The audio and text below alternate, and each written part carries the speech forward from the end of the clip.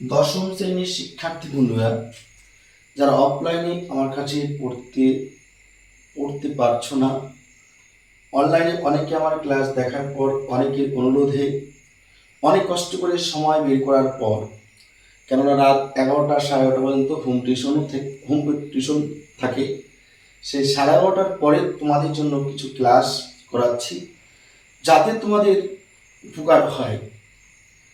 আমার ক্লাস করার শর্ত হচ্ছে, যদি তোমরা আমার ক্লাস করতে চাও তাহলে উপপাদ্য কিংবা প্রয়োগ কিংবা অঙ্ক মুখস্থ করা যাবে না, প্রথম শর্ত।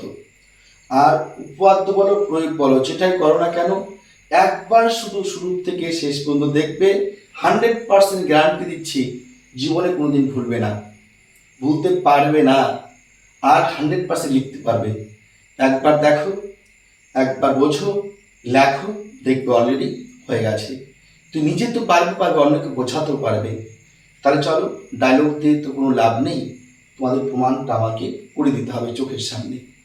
এই প্রয়োগটি করার আগে তোমাদের 48টা উপপাদ্যটা অবশ্যই তোমাদের দেখতে হবে।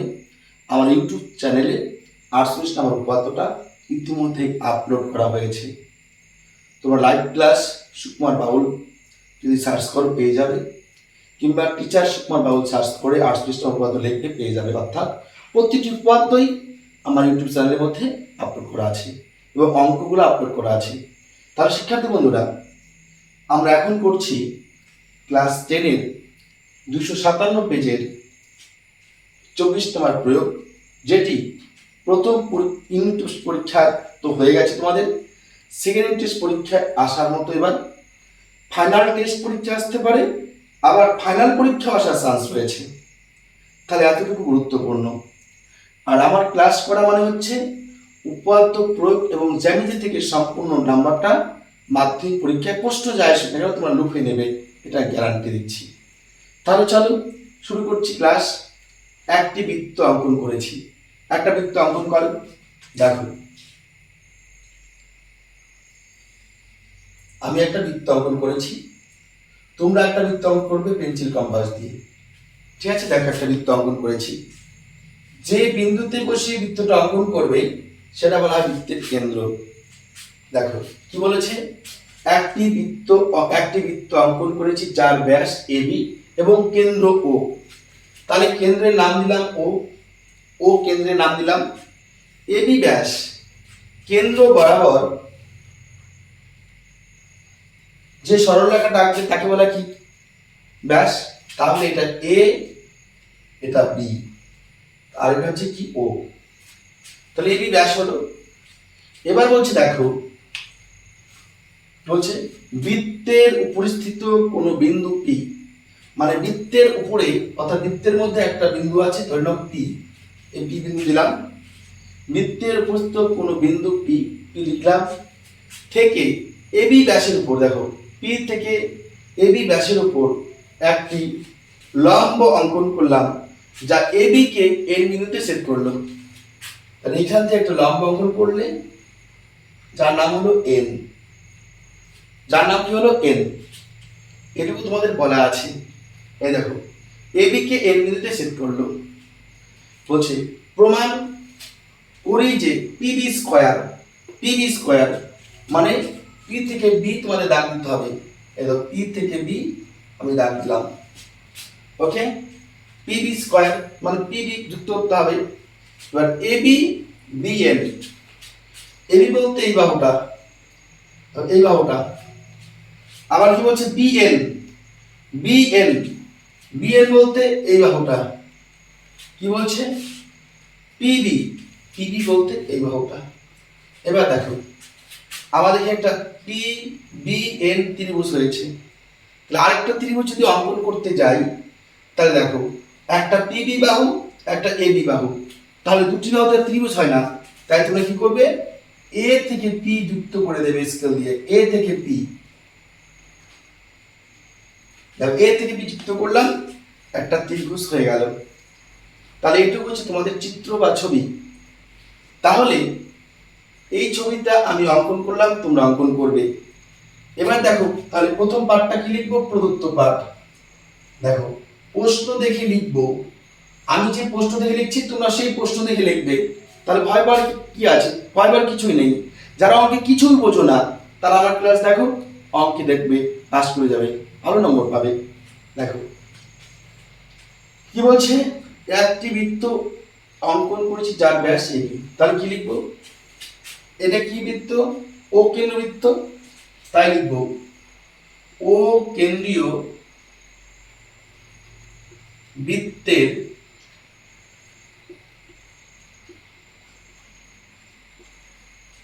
এবি ব্যাস।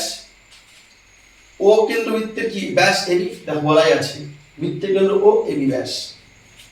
এবার কি বলছে, বৃত্তের উপরে স্থিত, বৃত্তের উপরে স্থিত কি লিখবো তাহলে? কে বিন্দু, পি বিন্দু।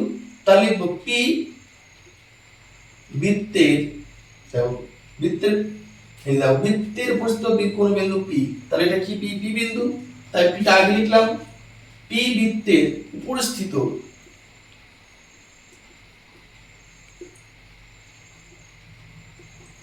উপস্থিত যে কোনো একটি বিন্দু, যে কোনো একটা বিন্দু। এবার দেখো কি বলছে, এবি ব্যাসের উপর একটি লম্ব অঙ্কন করলাম যা এবি কে এর বিন্দুতে ছেদ করলো। তাহলে কি বলছে, এবি কে এর বিন্দুতে ছেদ করলো কোথা থেকে? পি বিন্দু থেকে। তাহলে লম্বকে পি এন, লম্বকে পি এন। তাহলে আমরা লিখবো পি এন লম্ব, কার লম্ব? এবি। দেখো এবি লিখলাম, আশা করি বুঝতে পারছো। ভালো দেখো, এই যে বৃত্তটার নাম কি? ও। তাই এটা ও কিন্তু বৃত্তের ব্যাসকে এবি। বলা আছে একটি বৃত্ত অঙ্কন করেছি যার ব্যাস এবি এবং কেন্দ্র ও। তাহলে কি লিখলাম? এখান থেকে লিখলাম কিন্তু ও কেন্দ্রবৃত্তের এবি ব্যাস, ও কেন্দ্রবৃত্তের এবি ব্যাস লেখা হচ্ছে। এবারে কি লিখছি? বৃত্তের উপস্থিত কোনো বিন্দু পি, এটাই সাথে লিখেছি পি বৃত্তের উপস্থিত যে কোনো একটা বিন্দু। দেখো পি বৃত্তের উপস্থিত যে কোনো একটা বিন্দু। তাহলে কি বলছে দেখো, পরটি লম্ব অঙ্কন করলাম যা এবি কে এর বিন্দুতে ছেদ করে। তো লম্ব অঙ্কন করা হয়েছে কোথা থেকে? পি বিন্দু থেকে। তাহলে পি এর লম্ব কার উপরে? এবির উপরে। দেখো পি এর লম্ব এবি, আশা করি বুঝতে পারছো। এবার লিখবে প্রামাণ্য বিষয়। দেখো প্রামাণ্য বিষয়, তুমি কি প্রমাণ করতে চাচ্ছ? দেখো কি প্রমাণ করতে চাবে? দেখো পি বি স্কয়ার সমান সমান এবি গুণন বিএন। পি বি স্কয়ার সমান সমান এবি গুণন কি হলো? বিএন। যা আছে প্রমাণ করেছি যে প্রামাণ্য বিষয়টা হলো। এবার লিখবে প্রমাণ, এখানে অঙ্কন পার্ট নেই, লিখলে প্রমাণ। দেখো প্রমাণে কি বলা আছে, প্রমাণে কি করব? দেখো এই যে এবি, এটা কি? ব্যাস। এবি কি? ব্যাস। তাহলে লিখব এবি ব্যাস। তাহলে এবি যদি ব্যাস হয়, এই দেখো এবি ব্যাস, এই যে পি, তাহলে এ পি বি, দেখো এ থেকে পি বিন্দু, পি থেকে বি বিন্দু। তার মানে দেখো এই যে ব্যাসের মধ্যেই পি থেকে একটা সরলরেখা এ বিন্দুতে আসছে, আর পি থেকে সরলরেখা বি বিন্দুতে আসছে। তার মানে এ পি বি কি আছে? অর্ধবৃত্তস্থ ত্রিভুজ। এটা কি অর্ধবৃত্তস্থ ত্রিভুজ? দেখো তাহলে কি লিখবে? দাঁড়ি, সুতরাং এ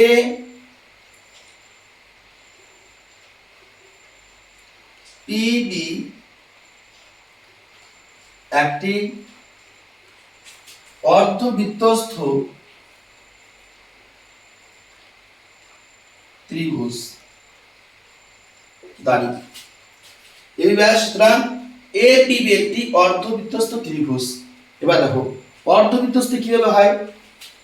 এই দেখো এই যে বৃত্ত, এটা অর্ধেক বৃত্ত, অর্ধেক বৃত্ত কিনা? অর্ধেক বৃত্ত। এ বিন্দু আর বি বিন্দু ব্যাস, এ থেকে বি ব্যাস। এ বিন্দু থেকে তুমি এই বৃত্তের পরিধির মধ্যে যে কোনো বিন্দু থেকে যদি বিন্দুতে মিলিত হয়ে বি বিন্দুতে যুক্ত হয়, তাহলে যে ত্রিভুজ উৎপন্ন হবে সেটা হচ্ছে অর্ধবৃত্তস্থ। কেননা এ বি ব্যাসের উপরে তাদের কিন্তু ওই বি বিন্দু থেকে বহিস্থ বিন্দু থেকে বা পরিস্থ বিন্দু থেকে যুক্ত হয়েছে। তাহলে যদি এখানে একটা বিন্দু দিতে, তাহলে এই বিন্দু থেকে এইটুকু এটা অর্ধবৃত্তস্থ ত্রিভুজ, এখান থেকে এটাও কি হবে অর্ধবৃত্তস্থ ত্রিভুজ। তাহলে এটা কি অর্ধবৃত্তস্থ ত্রিভুজ। আমরা প্রত্যেকেই জানি অর্ধবৃত্তস্থ ত্রিভুজের কোণ হয়, যেটা বৃত্তের মধ্যে কোণ থাকবে সেটা 90 ডিগ্রি। তাহলে আমরা লিখতেই পারি সুতরাং কোণ এপিবি, যে কোণটা অর্ধবৃত্তের মধ্যে থাকবে সেই কোণটা হবে 90 ডিগ্রি। অর্ধবৃত্তস্থ কোণ, এই যে অর্ধবৃত্তস্থ কে পি কোণ, এই পি কোণের মান কত হবে 90 ডিগ্রি। ঠিক আছে, এবার আমরা লিখতে পারি তাহলে সুতরাং যে ত্রিভুজের একটি কোণ 90 ডিগ্রি তাকে বলা হয় সমকোণী ত্রিভুজ। আর প্রত্যেকে জানি যে ত্রিভুজের একটি কোণ 90 ডিগ্রি তাকে বলা হয় কি সমকোণী ত্রিভুজ। তাহলে এপিবি ত্রিভুজের এই কোণটা কত 90 ডিগ্রি, কেন যে অর্ধবৃত্তস্থ কোণ বলছে, তাই লিখবো আমরা সমকোণী ত্রিভুজ এপিবি এর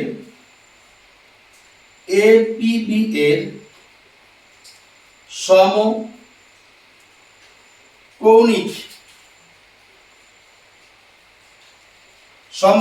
সমকোণী ত্রিভুজ এপিবি এর সমকোণিক বিন্দু কি আছে পি, সমকোণী কি আছে পি, সমকোণী বিন্দু কি পি থেকে সমকোণী বিন্দু কি আছে দেখো পি থেকে এবি কি, এদের সমকোণ হয় এবি কি অতিভুজ। লেখো বিন্দু পি থেকে অতিভুজ এবি এর উপর কি আছে এই পিএন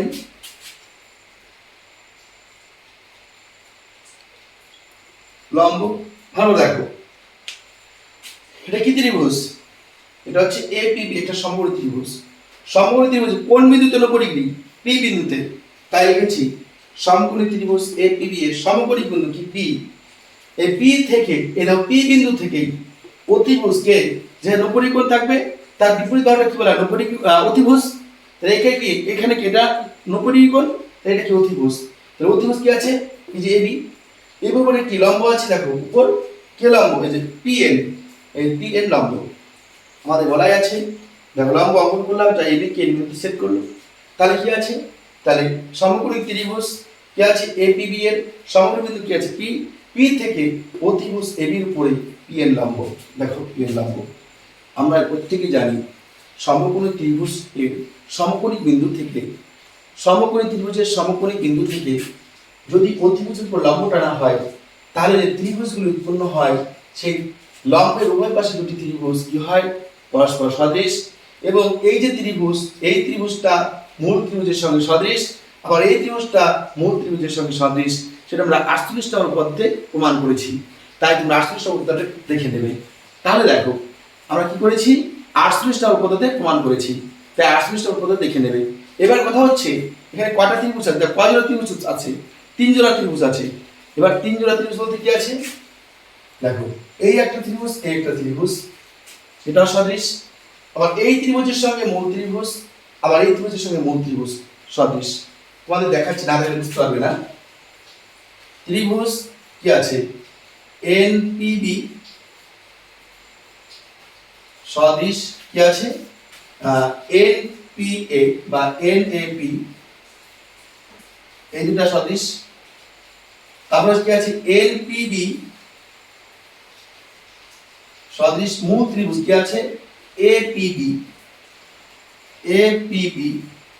আরেকটা ত্রিভুজ কি আছে এনপি, এটা ধরেছি একটা বাকি আছে এনএপি সদৃশ কি আছে মূল ত্রিভুজ এপিবি। মানে আমরা 48 নম্বর পদ্ধতি থেকে এই তিনটা কিন্তু পাই। তাহলে আমাদের কোন দুটি ত্রিভুজ নেব, ভালো দেখ কোন দুটো ত্রিভুজ নেব কি আছে পিবি স্কয়ার। দেখো ভালো করে পিবি স্কয়ার বলতে এই বাহুটা, ঠিক আছে। তারপরে কি আছে এবি বলতে এই বাহুটা, আর বিএন বলতে বি এন বলতে এই বাহুটা, তাহলে আমার কোন ত্রিভুজ লাগছে?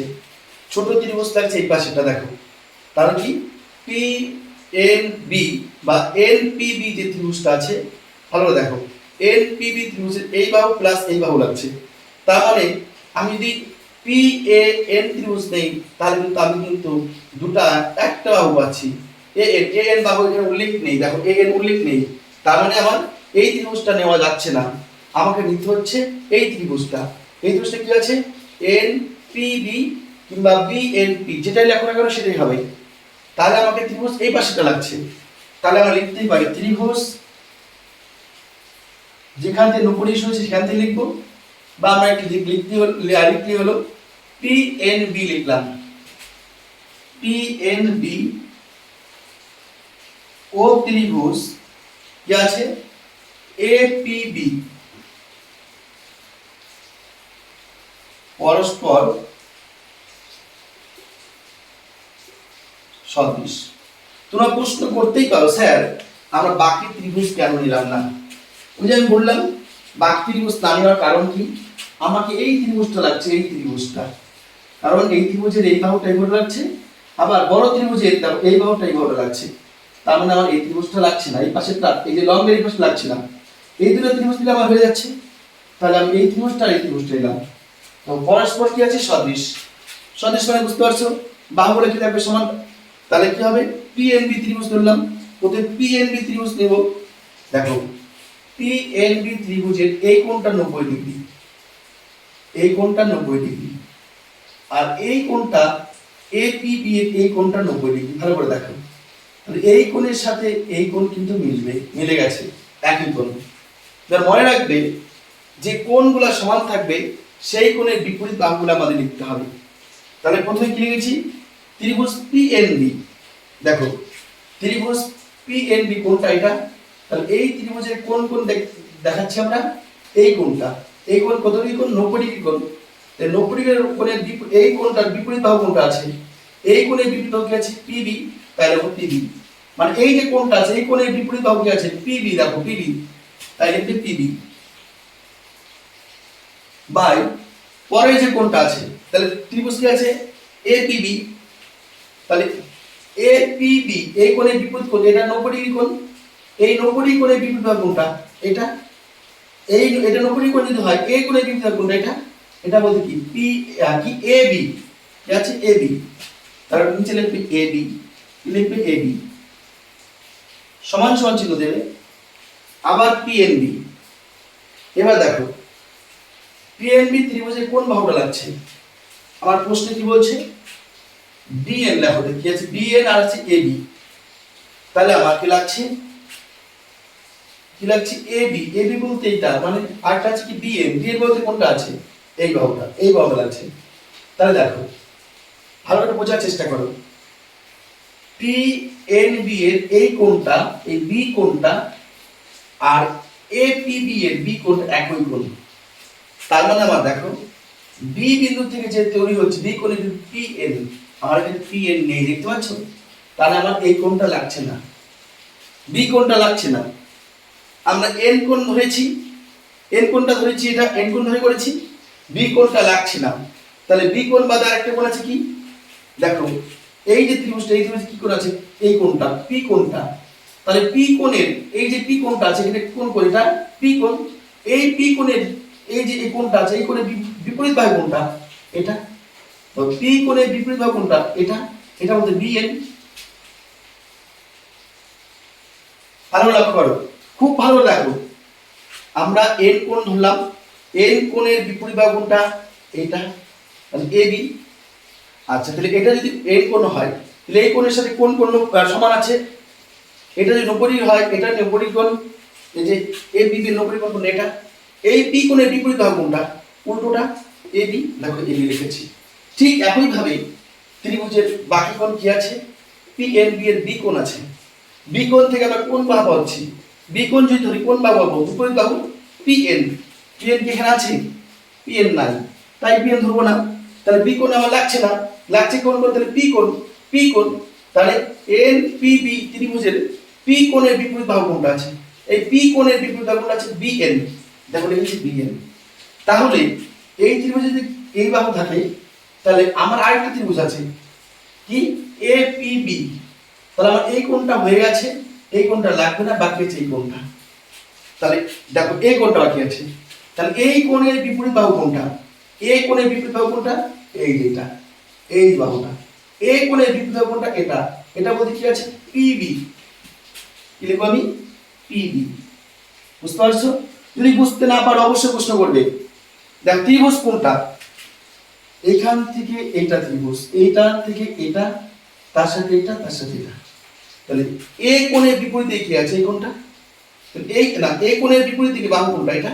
এই বাহুটা তো আমার এ পিবি ত্রিভুজের নয়, তাই এই তখন ধরে নাও এই বাহুটা এখন নেই। ঠিক আছে, এই বাহুটা ধরে নাও এখন নেই, তাহলে কি দাঁড়াচ্ছে? এই কোণের বিপরীত বাহু কোনটা? পিবি, তার মানে লিখছি পিবি। ঠিক আছে, এবার দেখো তাহলে সুতরাং এই পিবি আর পিবি গুণ করলে কি হয়? পিবি স্কয়ার সমান সমান দেখো এবি আর বিএন গুণ করো, এবি ইনটু বিএন। তাহলে দেখো কি প্রমাণ করতে বলছে? পিবি স্কয়ার এবি গুণন বিএন, এবি গুণন বিএন, পাশে কি লিখবো? প্রমাণিত। শিক্ষার্থী বন্ধুরা, হয়তো ভিডিওটি বড় হয়ে গেছে, কিন্তু দেখো তোমরা বুঝতে পারছো কিনা। যদি বুঝতে পেরে থাকো তাহলে আরো কোথাও কোন প্রয়োগের সমস্যা আছে আমায় বলো, আমি তোমাদের অবশ্যই সেগুলি করে দেবো।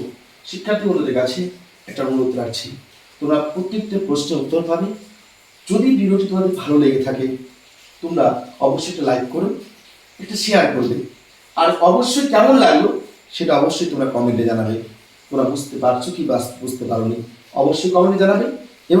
এবং যারা চ্যানেলে নতুন এসেছো তারা অবশ্যই পরবর্তী ভিডিও পাওয়ার জন্য অবশ্যই চ্যানেলটিকে সাবস্ক্রাইব করে নেবে ও পাশে থাকা বেল আইকনটি ক্লিক করবে। আজকের মধ্যে তোমাদের কাছ থেকে বিদায় নিচ্ছি, দেখা হচ্ছে আবার খুব তাড়াতাড়ি। ধন্যবাদ সবাইকে।